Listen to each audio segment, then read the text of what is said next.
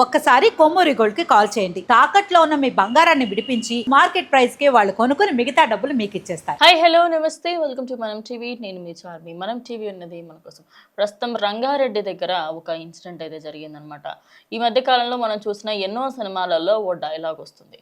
ఎప్పుడైనా కూడా అటు దేవుణ్ణి అదేవిధంగా డాక్టర్ని అవమానించద్దు, వాళ్ళకి కోపం తెప్పియొద్దు అని చెప్పేసి. దేవునికి సంబంధించి కోపం తెప్పిస్తే డాక్టర్ దగ్గరికి పంపిస్తాడని, డాక్టర్కి కోపం వస్తే దేవుని దగ్గరికి పంపిస్తారని వెటకారంగా అన్న డైలాగ్ ఈరోజు నిజంగానే బయటకు వచ్చింది అనుకోవచ్చు. అయితే రంగారెడ్డి దగ్గర రాజేంద్ర నగర్ పోలీస్ స్టేషన్ పరిధిలో ఒక చిన్న పిల్లాడు విష్ణువర్ధన్ అనే ఆయన తన కొడుకుని తీసుకొచ్చాడు.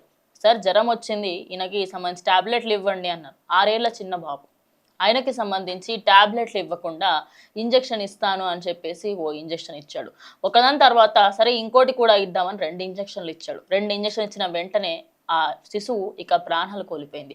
వెంటనే అక్కడ దానికి సంబంధించి ఏమైందో ఏంటో ఎవరికి అర్థం కాలేదు. ఇక దీనికి సంబంధించి కంప్లీట్ డీటెయిల్స్ తెలుసుకుందాం. అయితే రాజేంద్ర నగర్కి సంబంధించి పోలీస్ స్టేషన్ పరిధిలో రంగారెడ్డి జిల్లాకి సంబంధించిన ఏరియా.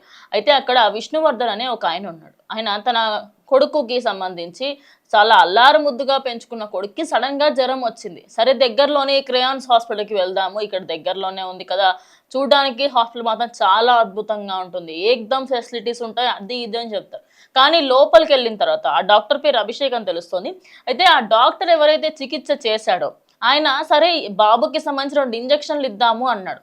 ఇచ్చిన వెంటనే అప్పటి కొద్దిసేపు బాగానే ఉన్నారు. కానీ సెకండ్ ఇంజక్షన్ ఇచ్చిన వెంటనే ఆ బాబు మృతి చెందాడు. ఇక ఈ ఘటన తెలిసిన వెంటనే అసలు ఆ బాబు ఇంకా ఉలుకు పలుకు లేకుండా ఉండడంతో ఒక్కసారిగా అటు తల్లి ఇటు తండ్రి ఇద్దరు కుప్పకూలిపోయారు. అసలు ఏం డాక్టర్ రా నువ్వు, అసలు నిజంగానే నువ్వు ఎంబీబీఎస్ చేసే డాక్టర్ అయినవా లేకుంటే నామకే వాసే డాక్టర్? ఇలాంటి ఘటనలు ఎన్నో జరుగుతున్నాయి. అందువల్లనే ఇప్పుడైతే ఆ పేరెంట్స్ ఎవరైతే ఉన్నారో ప్రస్తుతం ఆ హాస్పిటల్కి సంబంధించి సీజ్ కూడా చేసినట్టుగా తెలుస్తుంది. అండ్ మెయిన్ థింగ్ ఏంటి అంటే ఈ హాస్పిటల్ యాజమాన్యంకి సంబంధించి పోలీసులకు అప్పటిదప్పుడు ఆ పేరెంట్స్ ఎవరైతే ఉన్నారో వాళ్ళు కంప్లైంట్ ఇవ్వడంతో అక్కడ పోలీసులు వచ్చే లోపే అక్కడ వాళ్ళ ఫ్యామిలీ అదేవిధంగా ఫ్రెండ్స్ అందరూ కూడా వచ్చి ఆ హాస్పిటల్ని మొత్తం ఫర్నిచర్ని అదేవిధంగా చాలా ఎక్విప్మెంట్స్ కూడా ధ్వంసం చేసినట్టు తెలుస్తుంది.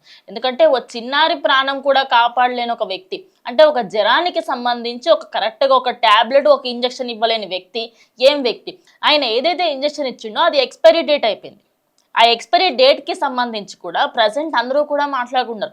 ఎందుకంటే ఒక డాక్టర్ అయి ఉండి నీ దగ్గర ఏవి కరెక్ట్ డేట్లో ఉన్నాయి, కనీసం ఆ డేట్ చూసుకోనన్నా ఇచ్చే తెలివి లేదా? మరి నువ్వు ఏ యాంగిల్లో నువ్వు డాక్టర్ అయినావు మరి అంటూ ఇప్పుడు ప్రజెంట్ ఆయనకి సంబంధించి ఆయన కేసు నమోదు చేసి దర్యాప్తు కూడా కొనసాగుతున్నారు. ఇక అబ్బాయికి సంబంధించి పోస్ట్ మార్టంకి అయితే పంపించడం జరిగింది. ఇక రిపోర్ట్ కూడా తొందరలోనే రాబోతుంది. ఉస్మానియా యూనివర్సిటీకి సంబంధించి పోస్ట్ మార్టంకి అయితే పంపించారు. అయితే ఈ ఘటన తర్వాత చాలా మందిలో అవగాహన పెరిగింది. అయితే ఈ మధ్య కాలంలో మీకు ఒక చిన్న ఎగ్జాంపుల్ ఇస్తాం. ఎప్పుడైనా కూడా పెద్దవాళ్ళని చూసే డాక్టర్ల కంటే కూడా చిన్నపిల్లలను చూసే డాక్టర్లను చాలా కేర్ఫుల్గా డిసైడ్ చేస్తారు. ఎందుకంటే చిన్నపిల్లలకి సంబంధించి ఇప్పుడు నాకు ఒక దెబ్బ తాకింది, చెయ్యికో లేకపోతే ఎక్కడో ఒక చిన్న దెబ్బ తాకి ఆ పెయిన్ నేను తట్టుకుంటా, ఎందుకు? ఏజ్. అదే ఇప్పుడు మా అమ్మకో లేకపోతే మా నాన్నకో వాళ్ళు తాకింది అనుకోండి, వాళ్ళు ఇంకెక్కువ ఓర్చుకుంటారు, ఎందుకంటే దానికైనా పెద్ద దెబ్బలు చూశారు కాబట్టి. కానీ ఒక చిన్న పిల్లాడికి సంబంధించి చిన్న గోరు తెగినా కూడా వాళ్ళకి పెయిన్ ఎక్కువగా అనిపిస్తుంది. మరి అలాంటిది అంత చిన్న బాబు ఒక జ్వరంతో వస్తే ఇక తిరిగి రాని లోకాలకు పంపించడం, అసలు నువ్వు ఏ యాంగిల్ డాక్టర్వి అంటూ ప్రజెంట్ ఆయన అయితే తిట్టుకొని వాళ్ళు ఎవరూ కూడా లేరు. అయితే ఇలాంటి ఘటనలు ఎక్కువ అవుతున్న క్రమంలో మరి ఈ డాక్టర్లు ఎవరైతే చిల్డ్రన్కి సంబంధించి చిన్నపిల్లలను చూసే డాక్టర్లు ఉంటారో ఈ మధ్య కాలంలో ఇంకొక ఇన్సిడెంట్ కూడా వచ్చింది. ఆయన తప్పు టాబ్లెట్ ఇవ్వడంతో అబ్బాయికి సంబంధించి ఆయన అయితే మన హెల్త్ ఇష్యూస్ రావడము, సైడ్ ఎఫెక్ట్స్ రావడం జరిగినాయట. అంటే మీరు డాక్టర్స్గా నిజంగానే డాక్టరేట్ చేస్తున్నారా లేకపోతే నామకే వాస్తే ఏదో తూతూ మంత్రంగా చేస్తారా? అంటే ఎట్లా అయిపోతుందంటే ఇప్పుడు ఇదేమంటారు, మోషన్ వస్తే పచ్చగోలి, తలనొప్పి వస్తే ఎర్రగోలి, లేకపోతే ఇంకోటి, అంటే కలర్లు పెట్టుకొని ఇట్లా నా గోళీలు ఇస్తున్నట్టుగా ఉంది. సేమ్ ప్రజెంట్ ఇక్కడ సిచ్యువేషన్ అట్లనే అనిపిస్తుంది. అంటే నాకు నాలెడ్జ్ లేదా లేకపోతే దాని మీద డేట్ చూడలేదా? సరే అంతా పక్కకు పెట్టు, కనీసం ఆ ఇంజక్షన్ అబ్బాయికి ఇవ్వచ్చా ఇవ్వకూడదా అనే బేసిక్ నాలెడ్జ్ కూడా లేదా? ఇక దాని తర్వాత పోలీసులు ఎప్పుడైతే వచ్చిరో వాళ్ళ హాస్పిటల్లో ఎక్స్పైరీ అయిపోయిన ట్యాబ్లెట్ 100ల సంఖ్యలో ఉన్నాయట. మరి అవన్నీ ఎందుకు పక్కకు పెట్టుకున్నావు? ఇట్లా ఇంకో 10 మంది ప్రాణాలు తీద్దామనా? ఏ ఉద్దేశంతో పెట్టుకున్నారు మరి? అదే కాకుండా అక్కడ యాజమాన్యానికి సంబంధించి పిల్లలకి సంబంధించి అన్ని కేర్ తీసుకోవాలి కదా. పిల్లలను చూస్తామని చెప్పడం కాదు. దీనికంటే ఆర్ఎంపీ డాక్టర్లు బెటర్ కదా. ఆ ఇచ్చే కరెక్ట్ మందేదో కొంచెం కనీసం పనన్నా చేస్తుంది. ప్రతి ఏరియాకి సంబంధించి ఒక ఆర్ఎంపీ డాక్టర్ ఉంటాడు. మీరు ఎంబీబీఎస్లు ఎఫ్ఆర్సీఎస్లు తొక్క తోటకూర చేసేం లాభము? దేవుడితో పోలుస్తారు. కామెడీ కాదు, నిజ జీవితంలో కూడా దేవునికి సంబంధించి అరే నువ్వు దేవుడి స్వామి అని చెప్పి డాక్టర్లను ఎందుకు అంటారంటే వాళ్ళు ప్రాణాలు కాపాడగలుగుతారు కాబట్టి, వాళ్ళకి సంబంధించి ఎంత క్రిటికల్ సిచ్యువేషన్ కాపాడగలుగుతారు. నాకు తెలిసిన డాక్టర్లో చూశాను, వాళ్ళు పెద్ద పెద్ద ఆపరేషన్లు చేసి కూడా పిల్లల్ని బతికిచ్చారు. నువ్వు ఒక జ్వరం వస్తే చక్కగా ట్యాబ్లెట్ ఇవ్వలేకపోయినావు, మరి ఆయన నువ్వు అసలు ఏం డాక్టర్వి అని ప్రజెంట్ ఆయన వాళ్ళ ఫ్యామిలీ అంతా కూడా దీని గురించి విరుచుకుపడుతుంది. సో ఇలాంటి ఘటన ఇంకేది జరగకూడదు. ఎందుకంటే చిన్నపిల్లలు అనే వాళ్ళకి సంబంధించి వాళ్ళకి అన్యం పుణ్యం తెలియదు అసలు. అలాంటి చిన్నపిల్లల మీద మీరు పత్యాపరాలు ప్రతిబంధ చూపిస్తారా? మరి అటువంటప్పుడు నువ్వు ఎంబీబీఎస్ దేనికి చదివిను? ఏం ఉద్ధరించడానికి చదివిను చెప్పు.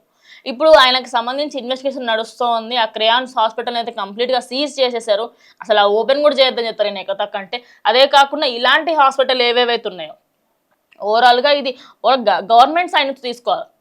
ఎందుకంటే ప్రైవేట్ హాస్పిటల్స్ సంబంధించి మనం జాగ్రత్తగా ఉన్నప్పటికీ కూడా గవర్నమెంట్ హాస్పిటల్స్లలో అదేవిధంగా చాలా ప్లేసెస్లలో గవర్నమెంట్ హాస్పిటల్ మంచిగా ఉంటాయి.